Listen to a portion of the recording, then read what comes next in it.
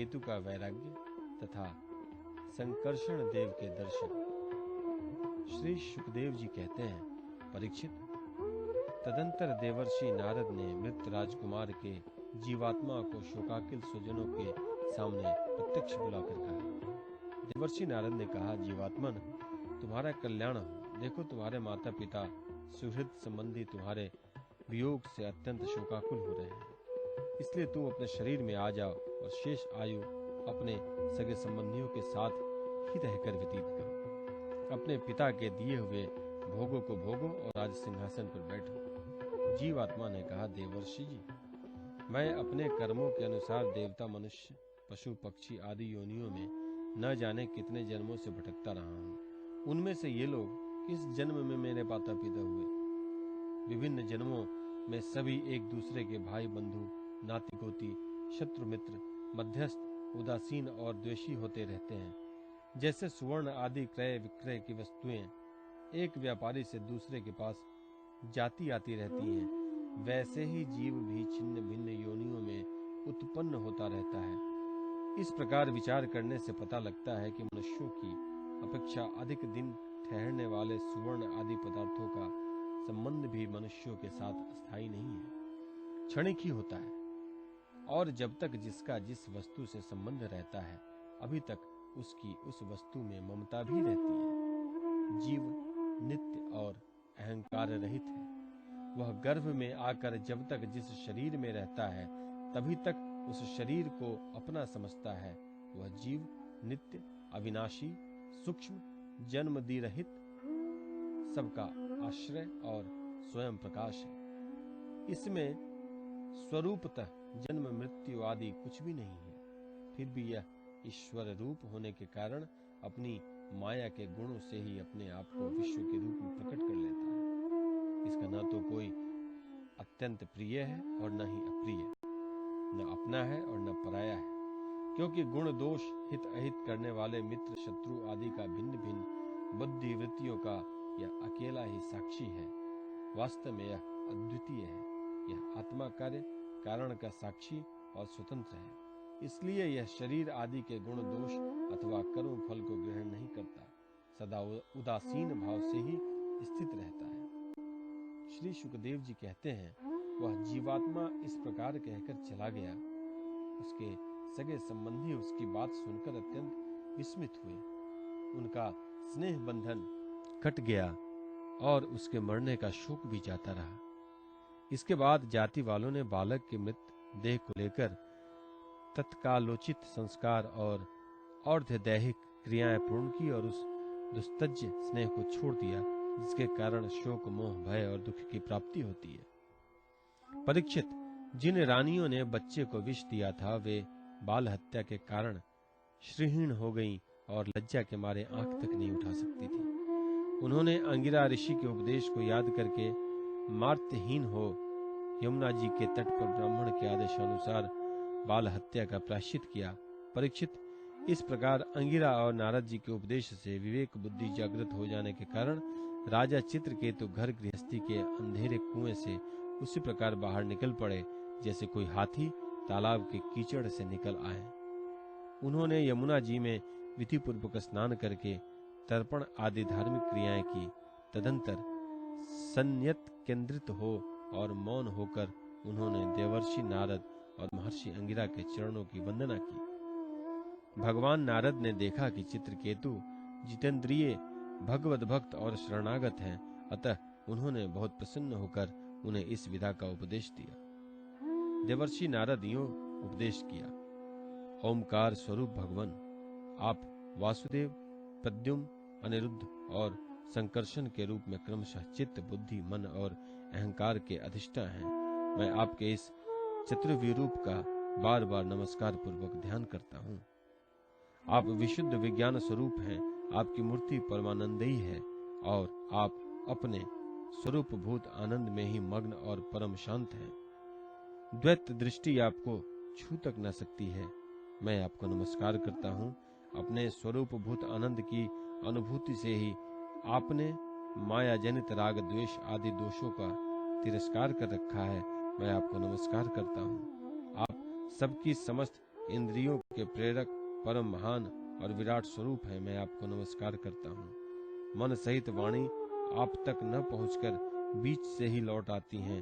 उसके उपरत हो जाने पर जो अद्वितीय नाम रूप रहित चेतन मार्ग और कार्य कारण से परे की वस्तु रह जाती है, वह हमारी रक्षा करे। यह कार्य कारण रूप जगत जिनसे उत्पन्न होता है, जिनमें स्थित है और जिनमें लीन होता है, तथा जो मिट्टी की वस्तुओं में व्याप्त मृतिका के समान सब में ओतप्रोत है, उस पर ब्रह्म स्वरूप आपको मैं नमस्कार करता हूँ।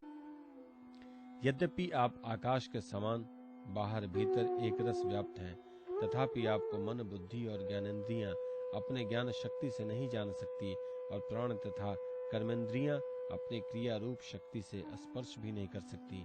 मैं आपको नमस्कार करता हूँ। शरीर, इंद्रिय, प्राण, मन और बुद्धि जागृत तथा स्वप्न अवस्थाओं में आपके चैतन्यांश से युक्त होकर ही अपना अपना काम करते हैं, तथा सुषुप्ति और मूर्छा की अवस्थाओं में आपके चैतन्यांश से युक्त न होने के कारण अपना अपना काम करने में असमर्थ हो जाते हैं।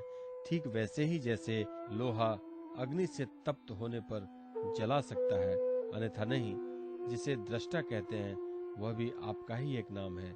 जागृत आदि अवस्थाओं में आप उसे स्वीकार कर लेते हैं। वास्तव में आपसे पृथक उनका कोई अस्तित्व नहीं है। ओंकार स्वरूप महाप्रभावशाली महाविभूतिपति भगवान महापुरुष को नमस्कार है। श्रेष्ठ भक्तों का समुदाय अपने कर कमलों की कलियों से आपके युगल चरण कमलों की सेवा में संलग्न रहता है। प्रभु, आप ही सर्वश्रेष्ठ हैं। मैं आपको बार बार नमस्कार करता हूँ। श्री सुखदेव जी कहते हैं, परीक्षित, देवर्षि नारद अपने शरणागत भक्त चित्रकेतु को इस विद्या का उपदेश देकर महर्षि अंगिरा के साथ ब्रह्मलोक को चले गए। राजा चित्रकेतु ने देवर्षि नारद के द्वारा उपदिष्ट विद्या को उनके आज्ञानुसार 7 दिन तक केवल जल पीकर बड़ी एकाग्रता के साथ अनुष्ठान किया। तदंतर उस विद्या के अनुष्ठान से 7 रात के पश्चात राजा चित्रकेतु को विद्याधरों का अखंड आधिपत्य प्राप्त हुआ। इसके बाद कुछ ही दिनों में इस विद्या के प्रभाव से उनका मन और भी शुद्ध हो गया।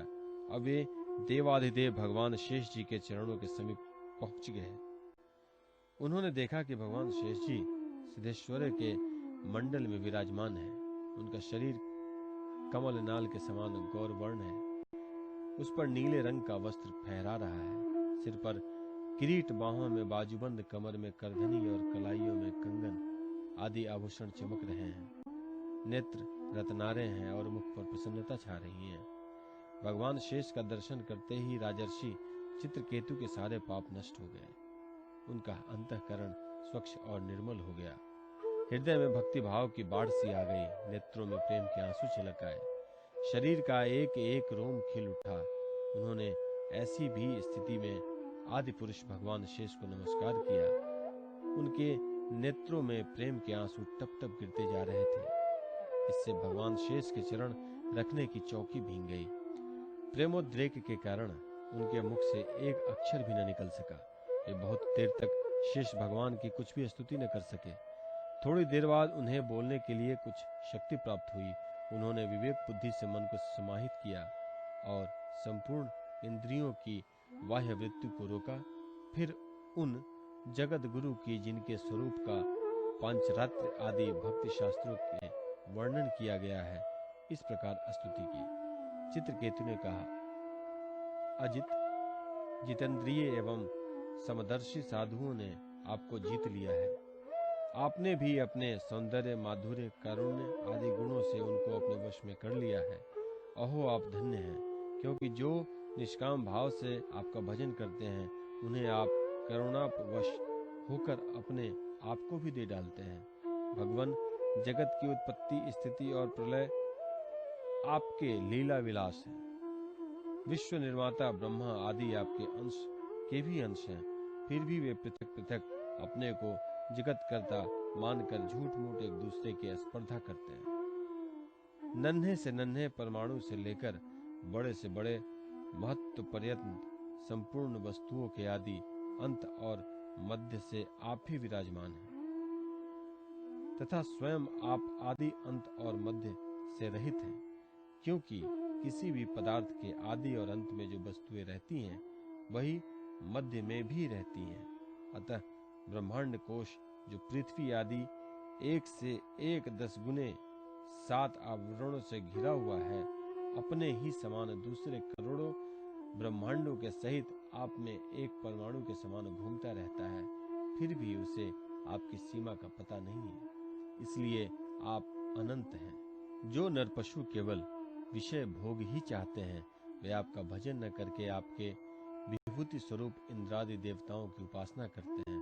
प्रभु, जैसे राजकुल का नाश होने के पश्चात उसके अनुयायियों की जीविका भी जाती रहती है, वैसे ही क्षुद्र उपास्य देवों का नाश होने पर उनके दिए हुए भोग भी नष्ट हो जाते हैं। परमात्मन, आप ज्ञान स्वरूप और निर्गुण हैं, इसलिए आपके प्रति की हुई सकाम भावना भी अन्यान्य कर्मों के समान जन्म मृत्यु रूप फल देने वाली नहीं होती।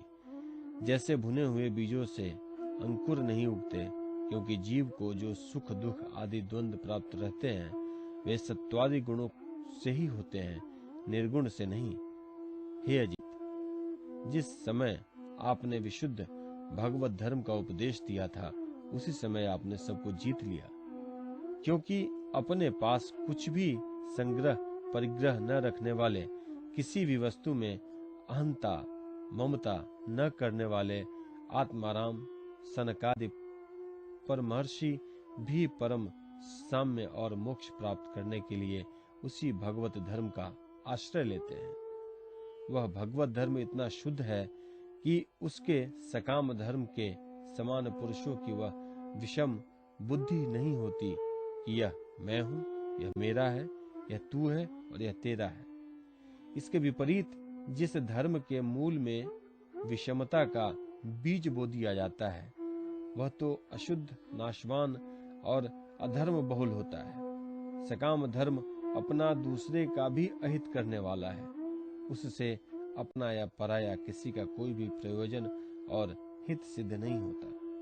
परंतु सकाम धर्म से जब अनुष्ठान करने वाले का चित्त दुखता है, तब आप रुष्ट होते हैं, और जब दूसरे का चित्त दुखता है, तब वह धर्म नहीं रहता, अधर्म हो जाता है।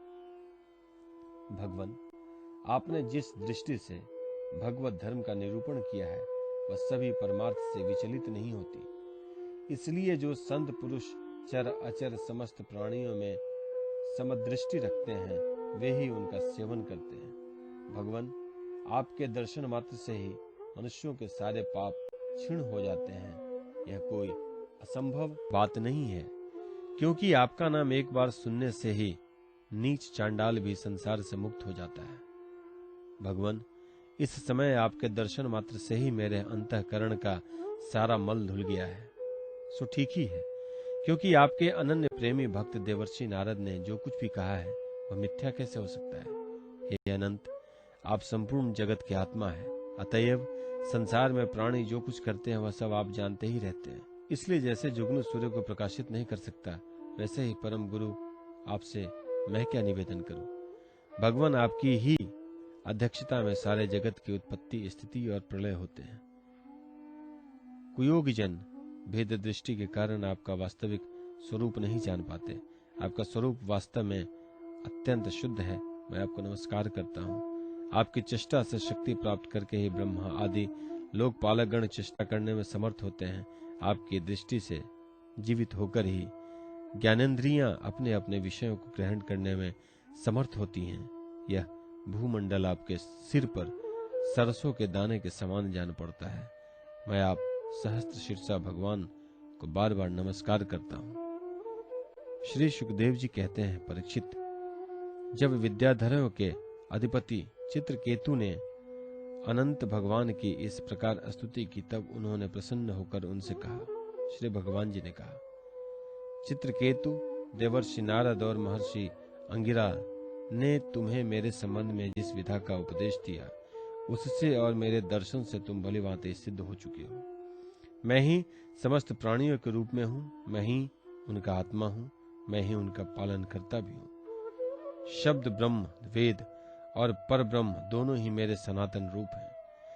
आत्मा कार्य कारणात्मक जगत में व्याप्त है और कार्य कारणात्मक जगत आत्मा में स्थित है तथा इन दोनों में मैं अधिष्ठान रूप से व्याप्त हूं और मुझ में ये दोनों कल्पित हैं। जैसे स्वप्न में सोया हुआ पुरुष स्वप्नांतर होने पर संपूर्ण जगत को अपने में ही देखता है और स्वप्नांतर टूट जाने पर स्वप्न में ही जागता है तथा अपने को संसार के एक कोने में स्थित देखता है, परंतु वास्तव में वह भी स्वप्न ही है। वैसे ही जीव की जागृत आदि अवस्थाएं परमेश्वर की ही एक माया है। यूं जानकर सबके साक्षी मायातीत परमात्मा का ही स्मरण करना चाहिए। सोया हुआ पुरुष जिसकी सहायता से अपनी निंद्रा और उसके अतीन्द्रिय सुख का अनुभव करता है, वह ब्रह्म मैं ही हूं। उसे तुम अपनी आत्मा समझो। पुरुष निंदा और जागृत इन दोनों अवस्थाओं का अनुभव करने वाला है। वह उन अवस्थाओं में अनुगत होने पर भी वास्तव में उनसे पृथक है।